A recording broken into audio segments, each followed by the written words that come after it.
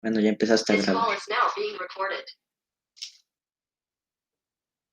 Bueno, pues muy buenas tardes a todos y a todas. Sean bienvenidos, bienvenidas a este ciclo, bueno, mejor dicho, estas charlas sobre historia de México en una edición más. Esta vez con un tema que muchas veces es catalogado como un tema antropológico, pero que también puede ser estudiado desde la perspectiva histórica, tal como es el caso de el tema de San Judas Tadeo. Pertenecería en términos estrictos, en términos de historia de las religiones, a movimientos religiosos contemporáneos, que tiene toda una forma de ser estudiados, por cierto. Para eso hoy contamos con la presencia de Luis Diego Ramírez, quien a continuación lo voy a presentar. Eh, Él es estudiante, o mejor dicho, fue estudiante en el CCH Oriente. Posteriormente ingresó a la Facultad de Filosofía y Letras y bueno, tiene apenas está en sus inicios, por así decirlo, como presentador. Se presentó hace poco en el sitio la referencia de, la referencia de estudiantes de la Facultad de Filosofía y Letras de la UNAM. Actualmente también es colaborador en La Voz Bernal en Twitter. Bueno, pues Luis Diego tiene una trayectoria un poco corta porque apenas está dando sus primeros pasos, pero no por eso no es un individuo preparado y de hecho me interesó mucho su tema y por eso lo invité el día de hoy. Y pues bueno, Luis, te doy la palabra mientras voy cargando las diapositivas. Claro que sí, muchas gracias. Gracias tanto a ti como al proyecto por permitirme realizar esta presentación, ¿no? Y justo el tema no solo de expresiones de religiosidad como San Judas Tadeo, como la Santa Muerte, etcétera, se piensan casi siempre desde la antropología, sino que pueden estudiarse desde otro aspecto, ¿no? Por ejemplo, el aspecto histórico, el aspecto teológico, ¿no? Y justo es lo que trato de hacer aquí, como presentar, mejor dicho, es lo que voy a hacer aquí. Voy a presentar tanto una síntesis histórica del proceso, de lo que yo denomino una versión oficial por parte de los sacerdotes que administran el templo de San Hipólito en la Ciudad de México, el punto referente del culto a San Judas Tadeo es el que se encuentra a las afueras del Metro Hidalgo y donde cada 28 se congrega una cantidad muy grande de creyentes, ¿no? Este, y posteriormente iré presentando una serie de preguntas que, mejor dicho, presentaré una serie de preguntas que me han surgido, ¿no? Al estudiar este caso y cuestiones que considero que justo por esta cuestión de separar, o mejor dicho, por esta visión de cierta historiografía de no analizar los problemas del presente, se han olvidado, ¿no? Y no se han problematizado y creo que eso ha callado a ciertas voces. Pero bueno, comienzo.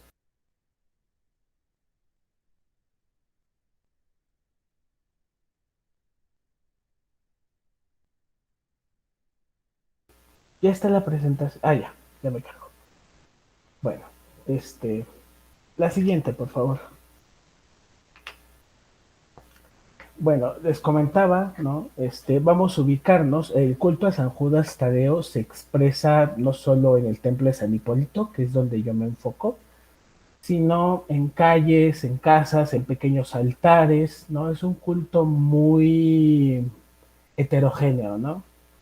A pesar de que hay un intento por parte de la jerarquía católica de centralizarlo, ¿no? A través de escritos, a través de textos, a través de sermones, especialmente les digo desde el templo de San Hipólito, ¿no? Porque hay una serie de intereses.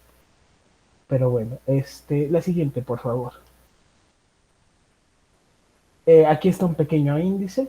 Lo voy a dividir en 5 grandes apartados. El primero voy a narrar brevemente la geografía de San Judas Tadeo.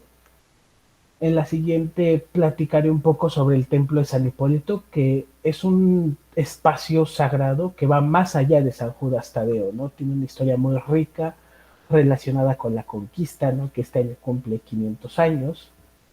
Posteriormente daría un brinco temporal hacia inicios del siglo XX, a cómo se empieza a institucionalizar este culto, de dónde surge, cómo llega este santo a México. Después hablaré un poco, o mostraré, mejor dicho, algunas imágenes de la fiesta, o por qué ha llamado tanto la atención. Y finalmente platicaré de estas otras versiones del origen, ¿no? Que pocas veces son atendidas. La siguiente, por favor. Bueno, también quiero aclarar un par de puntos. Este es un tema más que nada enfocado a lo que se denomina catolicismo popular, ¿no? Los antropólogos, que no hay que confundir con religiosidad popular, ¿no? Muchas veces se piensa que la religiosidad popular solamente son los santos católicos y abarca un montón de aspectos desde otras expresiones cristianas, ¿no? Por ejemplo, lo que denominamos comúnmente como protestantes, hasta otras formas de religiosidad alejadas del cristianismo, ¿no? Por ejemplo, el islam, el hinduismo, etcétera, ¿no? Pero esto es en el catolicismo popular. Lo segundo que quiero aclarar es que voy a presentar una visión católica, ¿no? Porque ellos son los que han construido esta biografía San Judas, ¿no? Existen otras discusiones en el seno de otros cultos cristianos, por ejemplo, hay una versión que habla que Judas Tadeo sería hermano de Jesucristo y no su primo. Hay controversias respecto al texto suyo que está en la Biblia y otras controversias de corte historiográfico, ¿no? Como las que rodean a estos personajes, ¿no? Saber hasta qué punto lo que se presenta es verídico, ¿no? Verídico en el sentido historiográfico, hasta qué punto pertenece más al terreno del relato religioso, del relato mítico, pero bueno, comienzo con esta pequeña síntesis. San Judas Tadeo, según la versión católica, sería primo hermano de Jesús. Él es hijo de una mujer que se llama María de Cleofas y él también tiene un hermano que es Simón el Celote. Ambos fueron discípulos de Jesucristo, ¿no? Lo acompañan, son de los elegidos, son de su círculo cercano y ellos están relacionados a una historia particular, muy interesante y que después se reflejará en su iconografía, que es la historia del rey Abgaro, que es mencionada tanto en textos ahora considerados apócrifos, pero también en la historia eclesiástica de Eusebio de Cesarea, y después de allí lo rescatará Santiago de la Vorágine y otros autores. Esta historia brevemente narra que el rey de Edesa, Abgaro, se encontraba enfermo de lepra en tiempos de Jesús. Y al enterarse de sus milagros, ordena que envíen unos mensajeros. Estos mensajeros llegan ante la presencia de Cristo, le piden que vaya a Edesa, que se encuentre con el rey le ofrece, por decirlo de una forma moderna, asilo político, ¿no? Porque se sabía que ya lo estaban persiguiendo. Y pues también ordena que le hagan un retrato. Jesucristo le contesta que no, le contesta que él es dichoso porque sin verlo cree, pero le dice que su labor está en el pueblo judío, ¿no? Aquí sobre el retrato hay dos versiones. La primera sería que Jesús pone su rostro en un manto, muy parecido a este episodio de la Verónica. La otra es que lo retrata, ¿no? Un pintor de la corte realiza un retrato de él. Y eso influye después. La siguiente, por favor. Ocurre la pasión, ¿no? El episodio de la pasión, muerte, resurrección, según los cristianos. Y ya en tiempo de los apóstoles, cuando se dividen, eh, a Judas Tadeo le toca regresar con Abgaro. Darle la noticia, ¿no? Él parte a Edesa, se encuentra con el rey, incluso el fragmento habla de que el rey hubiera querido destruir Jerusalén, castigar a los judíos, pero que no podía por la presencia de Roma, ¿no? Y finalmente el rey se convierte porque esta otra versión es que Judas Tadeo traía un retrato de Jesucristo, que al momento en que el rey lo toca, se cura de la lepra, ¿no? Esto hace que que el rey se convierta y que Judas Tadeo pueda predicar en lo que ahora es Irán, Persia, donde comienza a realizar conversiones multitudinarias, ¿no? Y una serie de milagros, aleja algunos demonios, hay un episodio donde un león trata de atacar a una población, él lo detiene, hay otro episodio donde asesinan a alguien y él como que invoca el espíritu para que hable quién le ha hecho daño porque estaban acusando a un cristiano. Y en este mismo momento él escribe un texto que se encuentra actualmente en la Biblia, casi al final, bueno, se le atribuye, mejor dicho, que se llama la Epístola de San Judas. Es un texto muy pequeño, interesante, y entonces aquí vemos su presencia, ¿no? Es un discípulo relativamente importante, es un discípulo que está haciendo un trabajo pastoral, pero esto llamará la atención y hará que se le martirice. La siguiente, por favor. Eh, Posteriormente, mientras él continúa en estas prédicas en Irán, llama la atención de los sacerdotes zoroastrianos, quienes lo aprenden y lo arrestan, mejor dicho, lo llevan a un templo de ellos, lo encierran junto a su hermano San Simón, bueno, Simón el Celote en ese momento, y según su poder espiritual es tal que los ídolos, entre comillas, comienzan a caerse y espantarse los demonios, ¿no? Esto hace que los sacerdotes persas se molesten y golpeen hasta la muerte al santo con una porra, ¿no? O otra versión habla de que lo decapitan. Eh, Esto hace que trasladen sus restos, mejor dicho, el rey Abgaro va por los restos, los recoge y ordena que se le retrate. Y supuestamente este retrato se parecería al Mandilion, que es la imagen anterior, supuestamente, o es la que se encuentra en el Vaticano. Por eso el parecido, ¿no? Como son primos, por eso se le representa tan semejante a Jesucristo. Y justo esto lo refleja un poco. Este es un fragmento de una Biblia de los hermanos Clauber, donde hablan justo de esta epístola, ¿no? Aquí vemos al santo observando el rostro de Cristo, inspirándose para escribir esta carta. Al lado vemos la porra con lo que lo van a martirizar. Y justo la siguiente, por favor. Puedes pasar a la siguiente. Aquí está, muchas gracias. Justo por eso les cuento esta historia, porque todo esto se refleja en su iconografía, ¿no? El medallón que tiene en el pecho, según la tradición católica, sería este retrato de Jesucristo, su primo.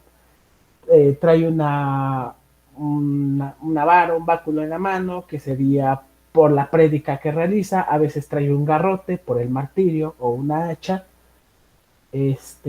¿No? Eso se refleja en esta iconografía, tanto en una iconografía más clásica, por decirlo de alguna forma, como este retrato colonial que se encuentra en Colombia, a una iconografía más popular, ¿no? Como esta pintura que se encuentra en el paradero del Metro Pantitlán. Ahora sí, la anterior, por favor. Bueno, durante el concilio de Nicea se incluye su texto en la Biblia canónica, ¿no? Posteriormente la que sería católica, pero hasta ese momento solamente era un discípulo de Jesucristo. La cuestión de las causas difíciles que lo hace tan famoso hoy en día vendrá con una santa y mística europea llamada Brígida de Suecia, quien diría que en sueños Jesucristo le dijo que en una situación difícil le orara a San Judas y que él la reconfortaría y reconfortaría a todo aquel que se encontrara en una situación así, ¿no? Por todo lo que había pasado, por estar encerrado, por estar en un territorio hostil, etcétera. Ahora sí, las siguientes, por favor. Bueno, esta es Brígida de Suecia. Y ahora voy a hablar muy rápido sobre San Hipólito, que sería como el otro personaje en esta historia, ¿no? San Hipólito es mucho después, hacia el siglo III, tercero, cuarto. Él es discípulo de Ireneo, un padre de la iglesia, pero su historia es interesante porque se separa por un momento del culto católico. Es una época, mejor dicho, se separa de la iglesia que se está institucionalizando. Incluso en algunos textos lo mencionan como un antipapa. ¿no? Porque comienza a realizar una serie de textos de tipo teológico que hacen ruido a esta jerarquía que se está formando, ¿no? Eh, Después de eso logra reconciliarse al mismo tiempo que hay una persecución, se refugia en Sicilia y muere. Esa es como una versión. La otra se le se menciona que su martirio sería a causa de que unos caballos lo jalan y lo arrastran hasta que se desgarra, ¿no? Muy parecido a un mito griego, ¿no? Y también por la relación del nombre, ¿no? Hipólito con la palabra latina que se refiere a caballos, este, y tendrá ciertos patronazgos durante la Edad Media, ¿no? Esas serían un poco las dudas, ¿no? Eso hace que actualmente se tengan dudas sobre si este personaje existió o no, y hasta qué punto esta existencia no se ha visto envuelta en mitos, ¿no? Pero ahora nos preguntamos, ¿no? ¿Qué hace un santo de este tipo, un padre de la iglesia, en la Ciudad de México? La cuestión es más que nada cronológica. La siguiente, por favor. Y se relaciona al episodio de la conquista de México, ¿no? El templo, empezando, el templo se encuentra allí porque durante la noche triste, aproximadamente a esa altura, se da un encuentro entre las tropas de Hernán Cortés que vienen huyendo y las tropas mexicas que se encontraban defendiendo la ciudad. Entonces aquí caerían muchos, especialmente tlaxcaltecas y también tropas de Cortés o algunos de los que venían con ellos, ¿no? Mujeres, niños, etcétera. Por ejemplo, este fragmento del lienzo de Tlaxcala lo representa, ¿no? Sería más o menos este segmento llamado Tolteacalotli, donde aproximadamente está el templo, o ahí se ha dicho que ocurrió. Incluso muy cerca se han encontrado barras de oro, de las que traían los españoles escondidas, ¿no? Y aquí se daría este evento. Y posteriormente allí se va a levantar lo que se denomina la ermita de los mártires, que es el antecedente del actual templo de San Hipólito. Pero se le dará su advocación a San Hipólito porque el 13 de agosto es el día de San Hipólito, quien será patrón de la Ciudad de México durante mucho tiempo. Y la siguiente, justo esto lo ejemplifica mucho Bernal Díaz, ¿no? Aquí está Bernal Díaz del Castillo. Y dice, prendióse Guautemus y sus capitanes el 13 de agosto, a hora de vísperas, en día del señor San Hipólito, año de 1521 años. Gracias a nuestro Señor Jesucristo y a Nuestra Señora la Virgen Santa María, su bendita Madre. Amén. ¿No? Entonces ya tenemos una cuestión espacial, un lugar donde caen estos mártires. Tenemos que la Ciudad de México cae el día de un mártir, ¿no? De la muerte de un mártir católico. Entonces se decide que en ese espacio se va a construir esta ermita. La siguiente, por favor. Y justo este espacio será durante mucho tiempo el centro de una fiesta cívico-religiosa muy importante en la Ciudad de México, que será el llamado Paseo del Pendón, ¿no? Donde cada 13 de agosto se rescataba, mejor dicho, se sacaba el pendón del rey de España, se llevaba a catedral, donde se realizaba una misa, y se regresaba nuevamente al templo. No, aquí ya vemos estas asociaciones, pero, o sea, si vemos la imagen de San Hipólito se relaciona muchísimo a la conquista en este momento, ¿no? Al grado de que existen estos cuadros, por ejemplo, del siglo XVIII, donde vemos el martirio de San Hipólito, pero el donante sería Hernán Cortés, ¿no? Se fue construyendo un discurso donde el templo era un espacio hasta cierto punto de pugna, ¿no? De un grupo que comienza poco a poco, conforme pasa la etapa militar, comienza a ser desvalorizado, minimizado, ¿no? Pero que tenía estos espacios para expresarse todavía. Pero a partir de las reformas borbónicas, el templo, mejor dicho, el Paseo del Pendón deja de realizarse y, la, y el templo empieza a perder mucha vigencia, ¿no? Al lado, en el siglo XVI, se construye un espacio de una orden hospitalaria especializado en enfermos mentales, lo que ahora se conoce como el Hospital de San Hipólito, actualmente un salón de fiestas. Entonces, poco a poco este espacio va quedando fuera de la ciudad, va quedando como, mejor dicho, va quedando en las periferias, ¿no? Atrás tenemos el Panteón de San Fernando. La siguiente, por favor. Por ello, en el siglo XIX se comienza a abandonar, incluso no se termina la construcción actual. Durante mucho tiempo le faltó la torre izquierda, ¿no? Esta se hará hasta finales del siglo XIX, durante el obispado de Pelagio Antonio, quien, después de la derrota ante los liberales, hace una reforma al interior de la iglesia y rescata este espacio y se lo entrega a una orden que no tiene mucho, que surgió en España, que está llegando a México, ¿no? Que son los hermanos claretianos.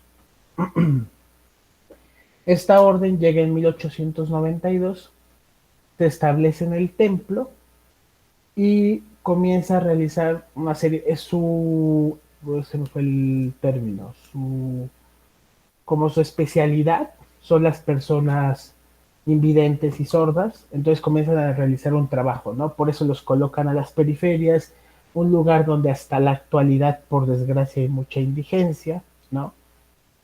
Pero bueno, llegan en este año. La siguiente, por favor. Y bueno, esto ha sido como un pequeño resumen de cómo se comienza a formar el culto, pero quisiera preguntarles algo antes de continuar con la historia de cómo se institucionaliza en México. Para ustedes, ¿qué es una causa difícil? ¿Qué le pedirían si fueran creyentes? O si son creyentes, ¿qué le han pedido? No sé si alguien quiera comentarnos o por el chat. ¿Ustedes qué consideran que es una causa difícil? ¿Nadie? Bueno, pues algo, perdón, perdón, algo que yo consideraría difícil, por ejemplo, sería que sanen a alguien de una enfermedad que prácticamente es incurable. Okay. Perdón, discúlpenme. No, no Que alguien padezca una enfermedad, por ejemplo, que ya esté desahuciado, que se salve de ello y pues algo ya todavía más imposible, pues que alguien reviva, ¿no?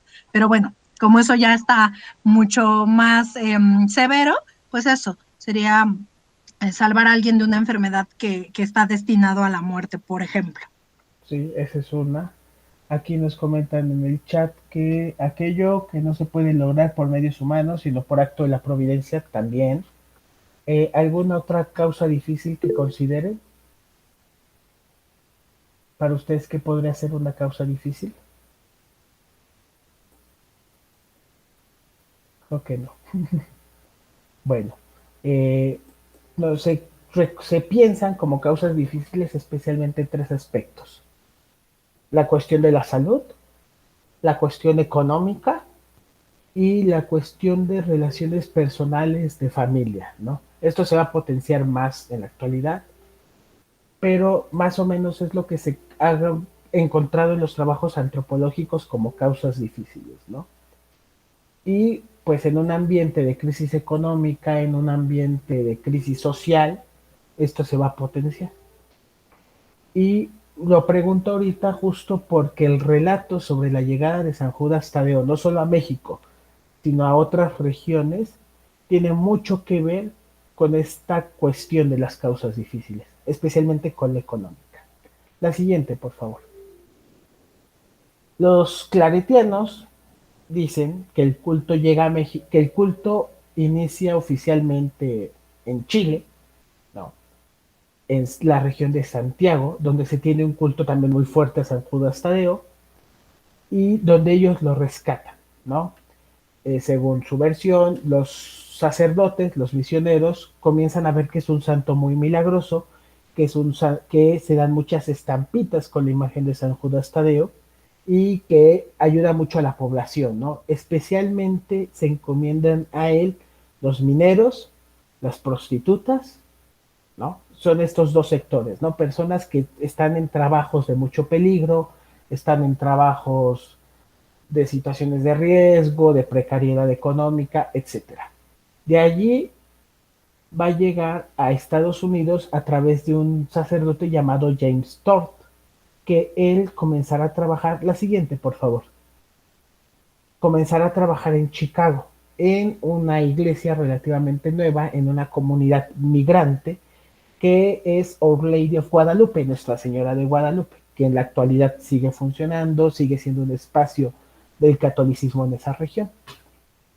Allí llega San Judas Tadeo, allí comienza a realizarse un culto, primero muy pequeño, pero comienzan a realizarle novenas, ¿no? Comienzan a realizarle rezos, especialmente los días cercanos al 28 de octubre.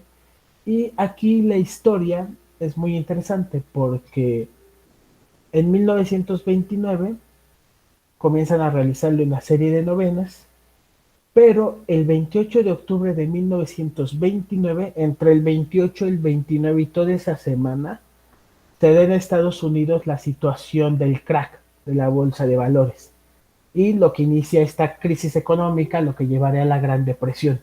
Entonces en este relato lo relacionan, ¿no?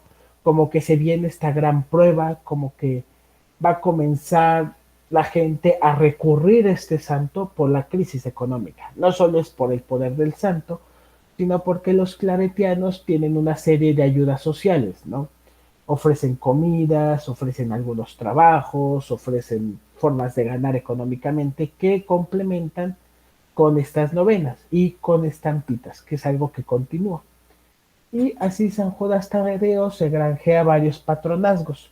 Ya no solo pasa a ser santo patrono, protector de prostitutas, de mineros, sino de algunos sectores obreros, de algunos sectores chicanos y de la policía.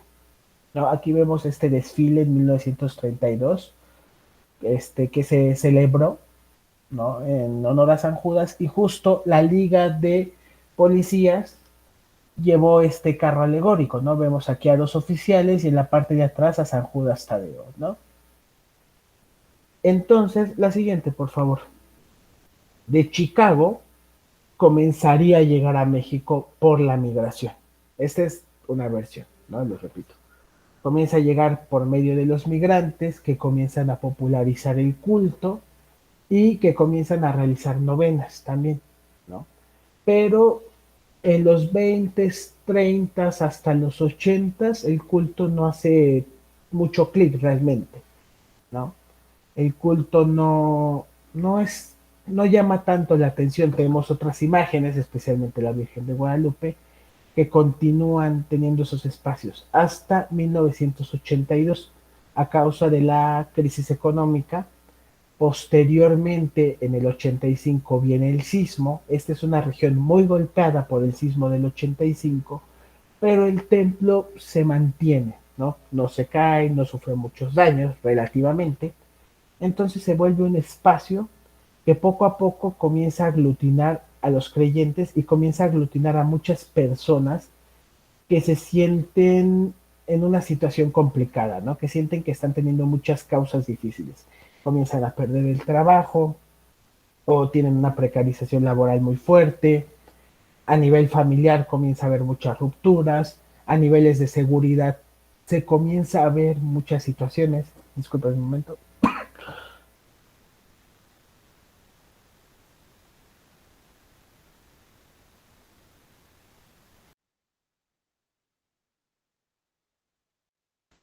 Listo. Comienza entonces, en este momento se comienza a hacer más evidente la fe en San Judas, ¿no? Se comienza a hacer, comienza a apropiarse de ese espacio, ¿no? Los claretianos aprovechan, comienzan a construir una serie de organizaciones, una de ellas es la Liga Nacional de San Judas Tadeo, que es muy parecido a una cofradía, ¿no? Los socios preparan la fiesta, dan un apoyo económico y a cambio obtienen ciertos beneficios. El día 28 tienen una misa especial, pueden apoyar en la organización de la fiesta, sus causas difíciles, ¿no? O sus causas en general, son las primeras en ser dichas en una misa, etcétera, ¿no? Entonces, en este momento se da este primer auge del culto. Pero, la siguiente, por favor.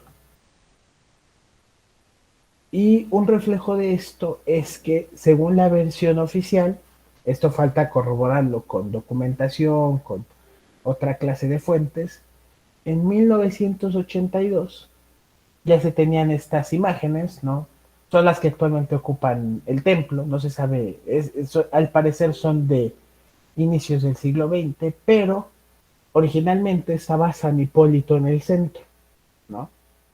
Es el santo patrono, fue el santo patrono de la ciudad, ocupa un lugar primordial, pero en 82 se le retira, se le pone a un lado y la imagen de San Judas, esta nueva, es colocada en el centro. En ese momento San Judas se apodera del templo de una forma impresionante, ¿no? O sea, originalmente la imagen se encontraba en lo que se denomina Capilla de los Santos Mexicanos. De allí se comienza a popularizar, se realizan estas imágenes muy parecidas. Bueno, abro un paréntesis. Esta capilla es muy interesante, si no la han visto, los invito a conocerla al interior del templo, porque habla también de un discurso de la iglesia, porque, al menos de esa iglesia, porque en esta capilla es donde se encontraron parte de los restos de los caídos en la noche triste, ¿no? Esta ermita de los mártires pasa a volverse una capilla de los santos mexicanos, la gran mayoría de ellos cristeros, ¿no? Entonces ahí viene un discurso como de un nacionalismo un poco extraño, mejor dicho, de un catolicismo. Pero bueno, les decía, de allí pasa al centro, se apodera del templo al grado que en esos días, si uno va a la iglesia de San Hipólito un 13 de agosto, no encuentra nada. No se realiza ninguna clase de celebración, ¿no? Ni siquiera un papelito que te diga, oye, hoy era la fiesta, ¿no? Y la gente, los creyentes, mejor dicho, consideran que es la iglesia de San Judas, ¿no? San Hipólito puede ser el nombre del lugar, pero ya no importa. Y justo el otro desplazado será San Casiano, que es patrono de los maestros y que también comparte fecha, el 13 de agosto, ¿no? La siguiente, por favor. La segunda explosión del culto, la más conocida, se da entre 2008, 2010, 2012, nuevamente por los factores anteriormente mencionados. Crisis económica que aumenta estas causas difíciles, una crisis política, una crisis de seguridad, ¿no? Donde factores como el narcotráfico, como la delincuencia, comienzan a tener mucho eco, ¿no? Y esto hace que que se dé una explosión del culto, especialmente entre los jóvenes, que son uno de los sectores más abandonados por esta situación.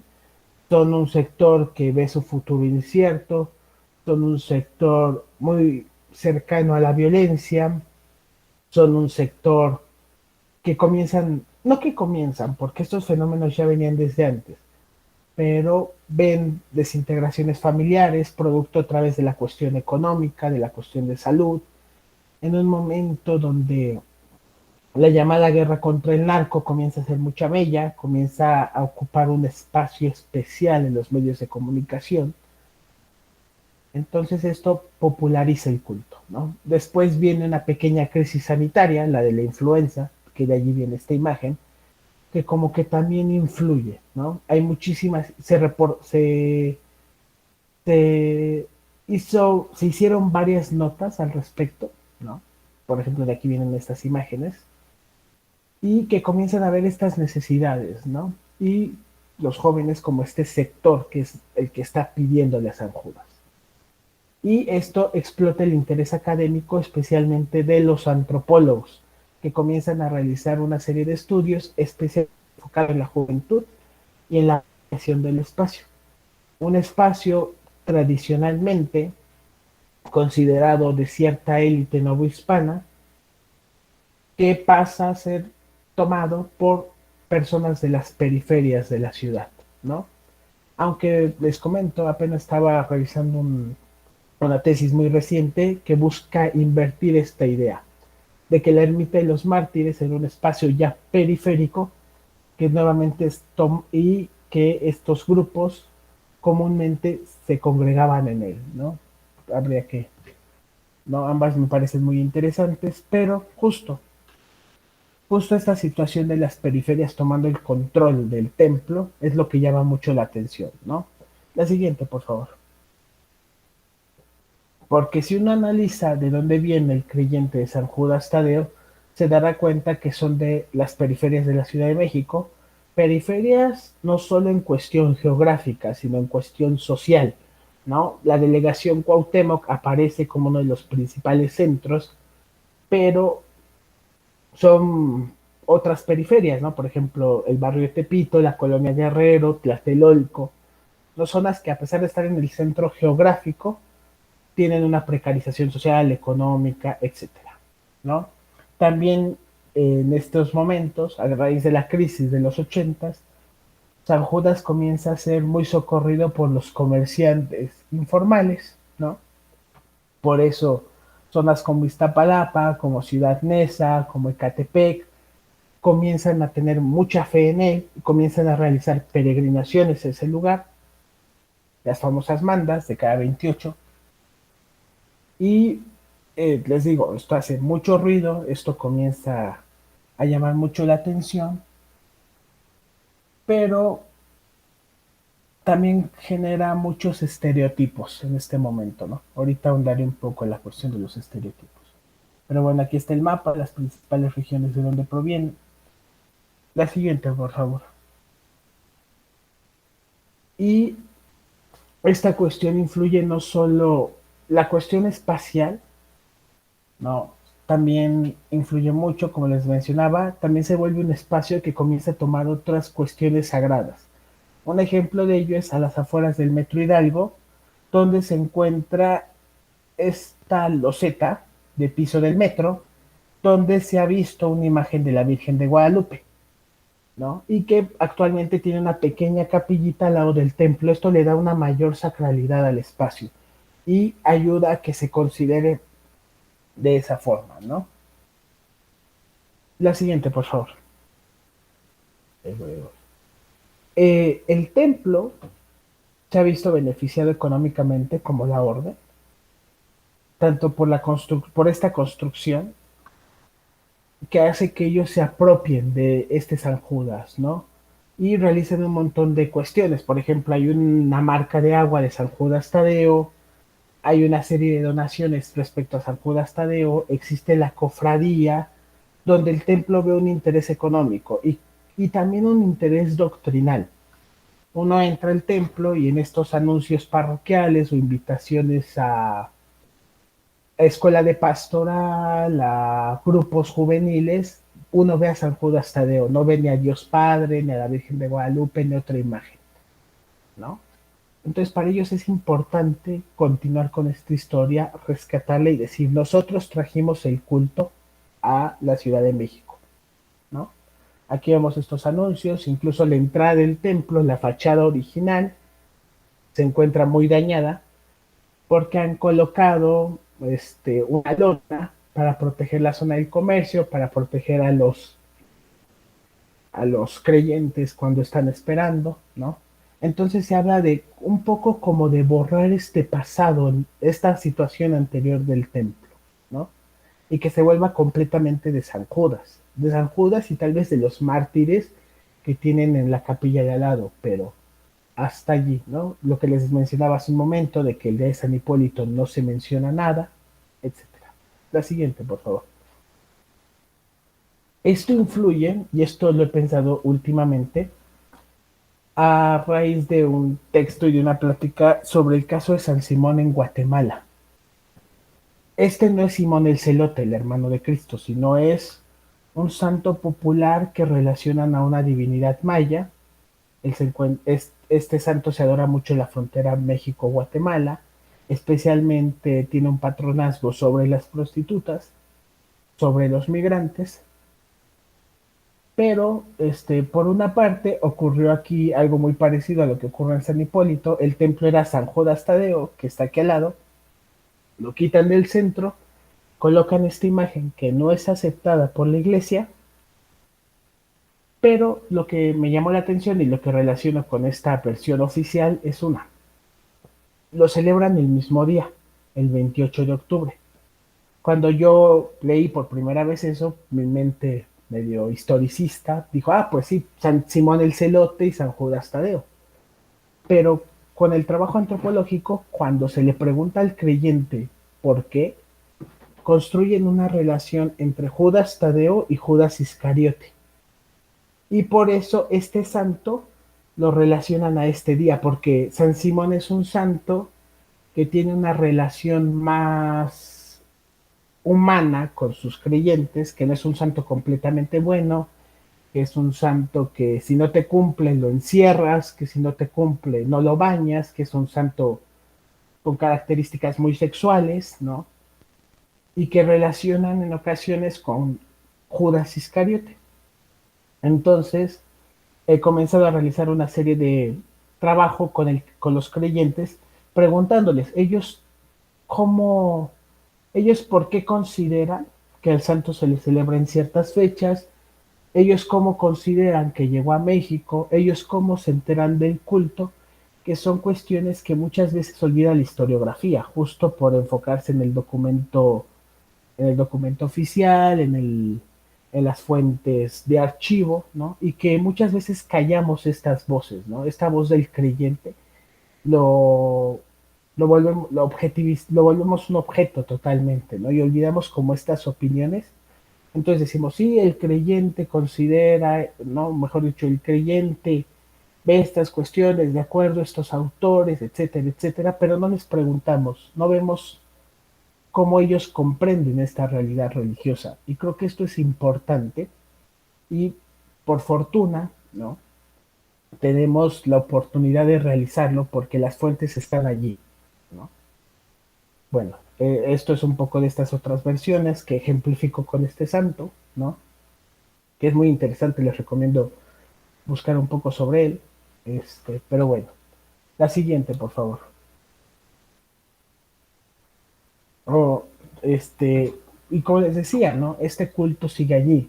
Este culto cada 28 a pesar de la pandemia se continúa realizando, ¿no? No sé si vieron las notas del 28 de octubre pasado, que hubo una pequeña congregación a las afueras del templo que se le tuvo que abrir para para ir a expresarle su religiosidad al santo, ¿no? Y se realiza de varias formas, o quiero rescatar como pequeños elementos. Uno de ellos son las famosas mandas, que es una manda, tú le pides algo a San Judas, ¿no? Y le ofreces algo a cambio, ¿no? Le ofreces, casi siempre lo que se le ofrece es o entregar imágenes, ¿no? Del santo, hacer donativos económicos al templo o llevar comida a los feligreses el día 28. Un ejemplo es el de la izquierda, este camión, no camión, este carro, donde llevaron carnitas el 28 de octubre del 2019, ¿no? Esto le da un aspecto muy festivo, porque la gente, el templo, es una situación muy interesante, porque el templo, a pesar de que es como el punto aglutinador, pareciera que su importancia más que nada es como un espacio ritual, ¿no? Incluso la imagen más popular de San Judas no coincide con la imagen que se encuentra dentro del templo, ¿no? Ni los colores, bueno, los colores un poco. Entonces les digo, por ejemplo, llegó este camión, comenzó a repartir comida, la gente se congregó, ¿no? Un poco de relajo también. Se lleva música, se llevan cosas para vender y también va de la mano con otras expresiones de religiosidad no tan aceptadas por la Iglesia Católica. Por ejemplo, las limpias, por ejemplo, las expresiones de afrodescendientes, por ejemplo, lo que se le conoce como santería o yoruba, este, se le relaciona también con el culto a la Santa Muerte, ¿no? Que, con Jesús Malverde, con San Simón en Guatemala, que son expresiones no aceptadas, pero que ahí están conviviendo, ¿no? Por ejemplo, aquí vemos el templo Hipólito, afuera un grupo de danzantes que están realizando limpias, pero que también van a cumplir su manda de danza, ¿no? Llegan, le presentan una danza, después trabajan, ¿no? Realizan sus limpias, etcétera. Entonces esto le da un aspecto muy festivo al lugar y un aspecto de apropiación del espacio, ¿no? ¿Por qué? Porque esta esquina de Paseo de la Reforma con Avenida Hidalgo se cierra completamente. El carril del Metrobús es ocupado por los creyentes, ¿no? Hay una anécdota que me gusta mucho, que llegan, bajan un San Judas de bulto, llega un grupo de mariachis y en el carril del Metrobús le empiezan a cantar. Y no hubo poder humano que los retirara.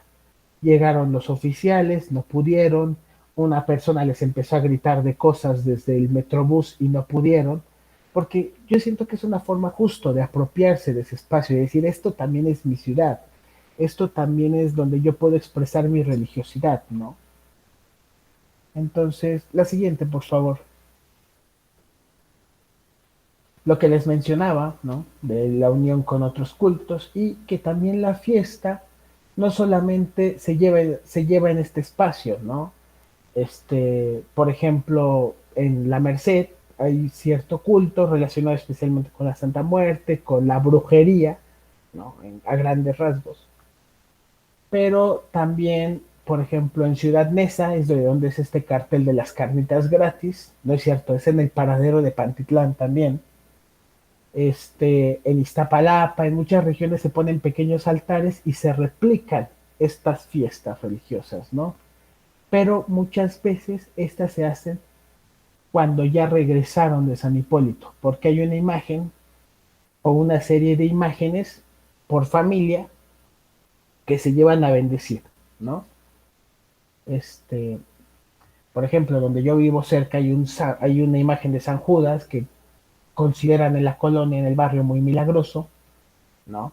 Pero que antes de realizarle su fiesta se le lleva a la misa, se le regresa y aquí se le hace su fiesta. Ahí yo siento que son estas nociones de sacralidad del espacio, ¿no? Bueno, les decía, aquí se ve otra vez la manda, ¿no? Por las celebraciones de San Judas, aquí otra vez dan caritas, como que también de acuerdo al tamaño del milagro que te realiza el santo es el nivel de la manda que debes realizar. Claro, si tienes la oportunidad, ¿no? Hay desde personas que reparten estampitas, veladoras, hasta gente que realiza muchísima comida, ¿no? Y les decía esta relación, aquí lo vemos con la Santa Muerte, pero también lo he visto en lugares donde venden velas, en lugares donde venden elementos para amarres, etcétera, ¿no? La siguiente, por favor. Este interés también ha traído una serie de prejuicios, ¿no? Se asocia a San Judas Tadeo con la delincuencia especialmente juvenil en la Ciudad de México. Se le relaciona muchas veces con personas que escuchan.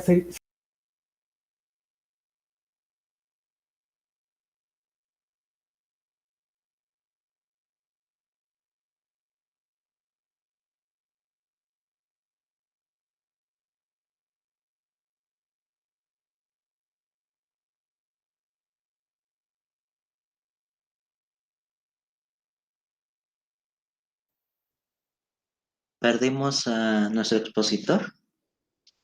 El-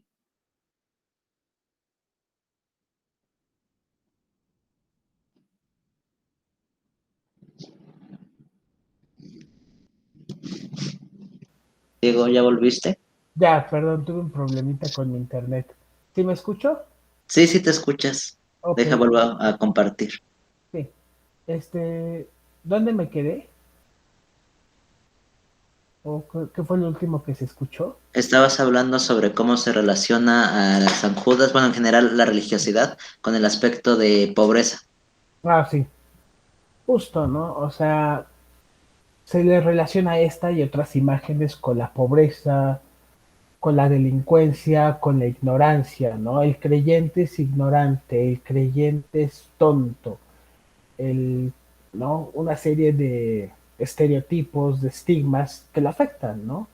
Por ejemplo, esta imagen donde vemos a San Judas moneándose con cierta vestimenta, con una motocicleta itálica atrás, con unos tenis pirata, etcétera, nos lo relaciona mucho como estos grupos sociales que habitan las periferias, ¿no? Y pues tal vez pensar un poco en esto, hasta qué punto esta discriminación afecta también al creyente y hace que se radicalice, ¿no?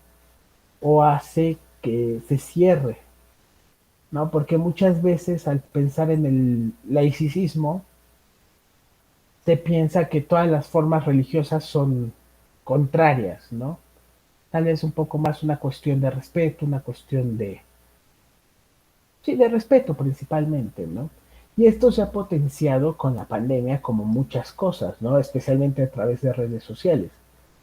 Un ejemplo que tengo, que tuve aquí a la mano, es esta publicación cuando comenzó la educación a través de la televisión o a través de medios electrónicos, ¿no? La publicación hablaba de sobre la desigualdad, ¿no? Y dice, ¿por qué será que las familias de clases bajas están llenas de santitos y figuritas de yeso? Y de las clases medias para arriba hay menos fanatismo y más prosperidad, ¿no? Como esta idea de que el pobre es pobre porque quiere, ¿no? El pobre religioso es pobre, perdón la palabra, pero por pendejo, ¿no? Por estar rezándole esas figuritas de yeso no progresa. Y este comentario, ¿no? Tal vez tuviéramos una laptop si alguien no hubiera comprado un San Judas gigante. Punto número uno, no sé su versión de gigante, creo que no es una figura tan grande. Eh, y punto número dos, la pobreza es un problema mucho más complejo que el gastar para una imagen o para una laptop, ¿no? Esta imagen no ha de costar máximo 300 400 pesos, ¿no? Cuando una computadora, pues, cuesta mucho más, ¿no? O sea, como estos estereotipos que se ven mucho en redes sociales, y no digo por esto que no podamos reírnos de algún meme, o por ejemplo, cuando pasó esta situación de un ciclista que venía y que se cayó y que el San Judas se rompió, también se puede uno reír, pero no cayendo en estereotipar al creyente y echarle la culpa de su, mejor dicho, echarle la culpa de ciertas situaciones a su religiosidad, ¿no? La explicación es más compleja, pero bueno, y les digo, esto es fenómeno de esta expansión del culto, de esta fama que ha tenido, ¿no? Y sigue hasta ahora, ¿no? Tal vez no tan burdo como estas imágenes, un poco más como lo anterior. Y por ejemplo, otro ejemplo, mejor dicho, el 28 de octubre pasado, que fue la fiesta, que hubo un grupo de personas afuera, algunos medios de comunicación como que buscaban culpabilizarlos del todo por el aumento de contagios. No digo que el que hayan salido sí fue irresponsable, ¿no? Que tal vez pudieron llevar esta forma de culto y otra forma, es un problema más complejo, pero el culpabilizarlo solo a ellos del aumento de contagio, pues es una explicación muy corta, ¿no? Y que refleja todo esto. La siguiente, por favor. Ok, pues creo que eso sería todo. No sé si tengan alguna duda, pregunta, comentario. Creo que me fui muy rápido al inicio, por la cuestión un poco del tiempo. No sé, ¿alguien gusta decir algo? Bueno, pues vamos a iniciar con una ronda de preguntas. No, déjame, voy a dejar de compartir. Me parece que allí ya debe de estar. Bueno, pues vamos a ver quién se anima a participar. Ya saben, escriban aquí las preguntas en el chat, yo las leo, o bien abran sus micrófonos y empezamos la conversación. Unas 3 o 4 preguntas estaría bastante bien. Creo que es un tema bastante interesante, que bien vale la pena abordarlo dando nuestro propio punto de vista. Vamos a ver quién se anima. Vamos a ver.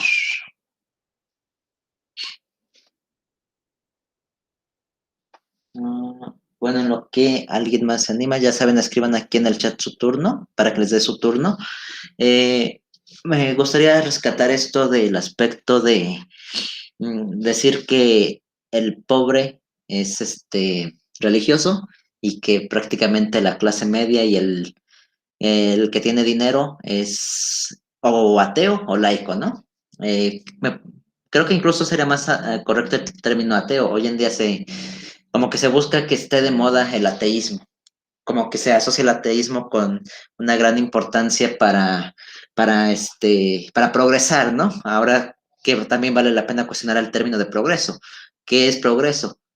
Hacerte de bienes materiales, estar a la moda, estar con lo último en tecnología, cosas que pues se prestan mucho a cuestionarse, ¿no? Porque creo yo que es algo así como si hoy en día dijeras, no, pues es que África es pobre porque practican brujería o porque profesan religiones antiguas. O sea, ese mismo discurso intolerante emitido desde el mismo fanatismo, eso sí, fanatismo, creo que se está viendo desde el punto de vista de aquel que se cree intelectual por el simple hecho de creer en la ciencia o creer que cree en la ciencia, ¿no? Porque muchas veces son meros prejuicios. Vamos a ver, creo que aquí ya tenemos una pregunta. Nos dice Cristina Hernández, ¿por qué los chacas se adueñaron de esta figura religiosa? ¿Qué podrías decirnos, Diego? Pues creo que es por la misma advocación, por la cuestión de las causas perdidas. Muchos de estos jóvenes chacas provienen de los sectores más golpeados por las crisis económicas, ¿no? Sectores que terminan en la informalidad comercial, sectores que en ocasiones terminan en la delincuencia, sectores que o están trabajando en fábricas con sueldos terribles o están trabajando en una empresa que les paga muy poco, que son contratos temporales, que no tienen ninguna seguridad social, ¿no? Y familias que en una cuestión de salud, por ejemplo, se ven en situaciones muy complicadas, ¿no? Porque no tienen seguridad social, porque si la tienen, los espacios son reducidos, ¿no? Porque se tienen que hacer gastos. Entonces esto hace que vayan recurriendo a estas figuras, ¿no? A estas figuras religiosas que les permiten un apoyo, un sostén emocional, un sostén espiritual, ¿no? Y, por ejemplo, con lo que mencionas sobre los chacas, por decirles de alguna forma, también se ha dado una cuestión de reinterpretación de la imagen, ¿no? Por ejemplo, la cuestión del báculo. Si está en la mano derecha, es el San Judas bueno, el que protege al comerciante, el que protege al policía. Si está en la mano izquierda, es el San Judas malo, ¿no? El que protege al ladrón, el que protege al dealer, el que protege al delincuente en general, ¿no? Y la cuestión del mandilion pasó de ser un retrato de Cristo a una moneda, ¿no? A llamar a la prosperidad. Entonces yo digo que por eso es esta apropiación, ¿no? Y también porque son grupos urbanos de la Ciudad de México y porque se ha vuelto un espacio donde se pueden expresar. Uno llega y encuentra que están bailando, que están tomando, que están consumiendo marihuana, solventes, ¿no? Y que es un espacio donde también han podido generar relaciones, ¿no? Relacionarse, mejor dicho. No hay que olvidar que la religión es una forma también de construir relaciones, ¿no? Todo eso hace que se apropien de eso, que se apropien de este espacio, de esta imagen. Yo diría que es por eso. No sé si sí o alguna otra cuestión. Ok, vamos a ver si nos comenta algo más, algo que haya quedado en el aire. Y bueno, pues también para complementar esto que mencionas, me parece que volvemos a lo mismo, ¿no? Se cree que por ser creyente de San Judas Tadeo, por ejemplo, eres chaca, o eres un drogadicto, o eres un delincuente, cuando eso no se deriva del aspecto religioso, sino viene de problemas estructurales, de carácter económico, social, cultural que tiene que ver directamente con el tejido social. El aspecto religioso no es más que simplemente la expresión o básicamente la parte, en la forma en la que se expresa todos estos problemas estructurales que se van presentando a lo largo de la vida de una persona. Yo creo, es algo un poco aventurado, pero el hecho de que una persona con estudios, bien preparado, con un tejido, con su educación e incluso un aspecto psicológico estable, por así llamarlo, va a expresarte su religiosidad de otra forma. ¿Por qué? Porque aquí va a reflejar aquello que es muy interno, aquello que se le ha ido formando e inculcando a lo largo de su vida. Es lo que yo aquí podría decir. Sí, por ejemplo, hay mucha comunidad de estudiantes que también le rinden culto a San Judas, ¿no? Uno va el 28 y muchos son estudiantes que están pidiendo que les vaya bien, ¿no? Y sobre lo que mencionas de la expresión, claro, o sea, yo siento que en parte este proceso de discriminación o de segregación hace que estos valores los tomen más fuerte, ¿no? Y digan, esto es lo que me define. Pues mira, ahora traigo una playera de San Judas y ahora traigo una gorra de San Judas, ¿no?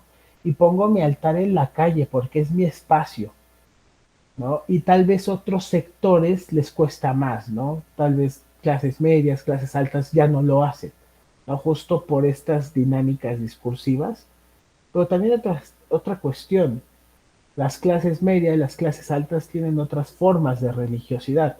El New Age, terapias de espirituales, de chakras, etcétera, e incluso algunos ya hablan del coaching, coaching, como otras formas de religiosidad, ¿no? Que están llamando a lo mismo, a la abundancia, al tener una mejor vida, a fuerzas suprahumanas, ¿no? Tal vez ya no le reza a San Judas Tadeo, pero escribe 100 veces, debo de obtener, merezco la abundancia, algo así decían, ¿no? Entonces, el espíritu religioso ahí está, ¿no? Y justo con lo que acaba de publicar el INEGI, me llamó mucho la atención, ¿no? Porque los medios brincaban y decían, el ateísmo ha crecido en México, ¿no? Y los titulares así, de clickbait, ¿no? Y cuando uno revisa, no es el ateísmo, es las expresiones sin religión. Personas que tienen creencias, pero que sienten que ya no entran en un espacio y en otro. Y va desde la persona New Age hasta otras personas que te dicen, no, pues yo creo más en San Judas, yo no creo en la iglesia, pero creo en San Judas. Yo no creo en el Papa o en el obispo, pero sí creo en la Virgen de Guadalupe, ¿no? O estoy fundando una comunidad evangélica aquí con mis vecinos. O religiones menores que no se incluyen en las estadísticas, ¿no? Eso. Sí, pues hoy en día, bueno, yo siempre he dicho que el ser humano tiende a creer en algo. Forzosamente un ser humano te va a creer en algo. Quizás ya no lo vemos con las típicas religiones que conocemos, las religiones universalistas, pero esos movimientos de la nueva era igual siguen creciendo, porque aparte son muy variados, son muy, incluso muchos no son tan religiosos, tienen mucho tinte o buscan tener una legitimidad basada supuestamente en la ciencia, por ejemplo, como la astrología, que se considera, ellos consideran que están apegándose a la ciencia, y pues así como que poco a poco la religiosidad se va transformando y sigue estando allí. Siguen los elementos religiosos como el mito, el rito, todos estos elementos ahí están presentes, pero de otra forma, simplemente se están reconfigurando. Bueno, vamos rápido con la otra pregunta que aquí tenemos. Nos preguntan aquí, ¿qué ofrece la creencia en San Judas Tadeo que no ofrezca la ciencia o alguna otra actividad humana académica? ¿Qué podrías decir? Yo diría que un elemento en parte es que es más su socialización es un poco más sencilla de adoptar, ¿no? O sea, mientras la ciencia y otras formas de pensamiento es más complejo, no digo que sean más difíciles o que la gente sea tonta, sino que es más, ¿cómo decirlo? Es algo que pueden sentir más cercano, ¿no? mientras una imagen religiosa está en un altar familiar o hay una serie de expresiones o hay una serie de historias que le dan una autonomía o le dan, mejor dicho, que se considere que es real, la ciencia se ve como algo más alejado, ¿no? A pesar de la divulgación, a pesar de todo, se sigue considerando como algo de otro entorno, algo de otros grupos. Y que la ciencia, queramos o no, sigue siendo un discurso de élites, ¿no? Ahorita lo veíamos con la vacuna, ¿no? Si una vacuna sí, si una vacuna no, si el nombre del laboratorio pesa más porque es de ciertas regiones o porque no es de otras, que los textos son más difíciles de conseguir, de estudiar, que requieren un capital económico mayor, por ejemplo, es más sencillo tal vez en formato, en todo, encontrar una estampa, un objeto que te hable sobre San Judas, a un artículo científico en Gstore que te cuesta una cantidad de dinero poder acceder a él. Y porque es más palpable para muchos, ¿no? Para muchos sigue siendo más palpable esto, porque viene de tradiciones, de una gran tradición, mientras la ciencia sigue siendo algo relativamente nuevo, ¿no? Sí, pues la ciencia viene de apenas como tal del siglo XIX, con la institucionalización de las mismas academias, que a su vez la institucionalización te trae esta parte de élites, o sea que simplemente grupos muy cerrados empiezan a tener acceso a estos nuevos conocimientos que son diferentes a lo habitual y buscan ser algo completamente alejado de magia y de demás aspectos que se empiezan a ver como cosas de ignorancia. Y pues sí, incluso hoy en día, por mucha divulgación que se hace, tanto de ciencia como de historia, se siguen formando estos gremios muy pequeños, gremios de élite, y pues es una situación, creo yo, bastante complicada, y más para abordarlo en un espacio tan corto de tiempo. Eh, Pareciera que ya no hay más participaciones. No sé si alguien quiera dar algún comentario, alguna conclusión. Si no es así, pues estaríamos finalizando esta charla. Vamos a ver. No, pues parece que ya no hay más comentarios. Bueno, Diego, ¿algún comentario final, alguna conclusión que quieras dar antes de cerrar? Pues creo que estos temas son importantes. Es importante analizarlos desde distintas perspectivas, ¿no? No quedarnos con que solo es de los antropólogos, solo es de los historiadores, solo es de los sociólogos. Por una parte, porque pues, analizarlo desde otras perspectivas te permite ver otros aspectos, ¿no? Lo que les mencionaba hace un momento de estas otras formas o estas otras versiones, por decirles de alguna forma, históricas sobre cómo llegó San Judas o cómo asocian San Judas a ese espacio, que puede ayudarnos a pensar otras cuestiones, ¿no? Tal vez como podemos pensar cómo llegó un culto a un país o por qué creo en ese culto, tal vez puede ayudar a pensar cómo las personas adoptan otros aspectos históricos como la historia patria, ¿no? Porque podemos decir, no, no, la historia oficial, malvada, pilla, diría un maestro mío, pero ese es el discurso, cómo lo aceptan ciertos sectores y qué otros discursos hay alrededor, y no discursos oficiales, ¿no? Sino en la oralidad.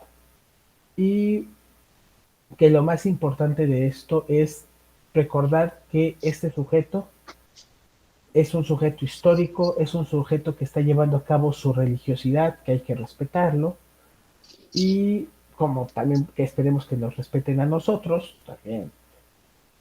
Y dejar de verlo desde estas élites académicas, desde estas élites sociales, económicas, creo que es lo más importante. No solo a ellos, sino a un montón de cultos, un montón de expresiones. Porque si seguimos con estos discursos, las radicalizaciones van a continuar. Sí, muy importante esto que mencionas, porque justamente vemos que se están haciendo grupos muy radicales, tanto de mucha ciencia o de mucha religiosidad, Y pues cuando la solución a todo esto es la empatía, empezar a entender al prójimo, entender que cada disciplina tiene sus limitantes para explicar ciertos aspectos de nuestra vida cotidiana, de lo que concebimos como realidad hoy en día. Y pues bueno, creo que es muy importante tu conclusión. A mí en lo personal me agradó bastante y en general también me agradó bastante tu charla. Eh, Te voy a pasar la grabación, igual por si gustas compartirla con tus conocidos.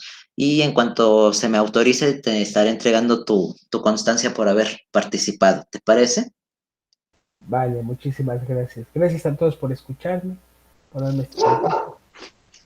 Bueno, pues igual muchas gracias al público por acompañarnos. Les doy las gracias en nombre del programa Pilares del Gobierno de la Ciudad de México y pues con esto finalizamos. Hasta la próxima. Hasta luego. Nos vemos, Diego.